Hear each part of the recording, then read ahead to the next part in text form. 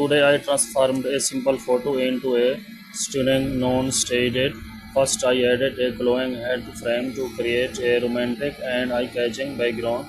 Then I adjusted the colors, brightness and smoothness to make the image pop. After that I inserted stylish text using a premium font and reduced the opacity for a soft, elegant look. Finally I fine-tuned every detail to achieve a professional aesthetic effect. This simple editing technique can turn an ordinary picture into a social media masterpiece. Follow for more creative photo editing tutorial and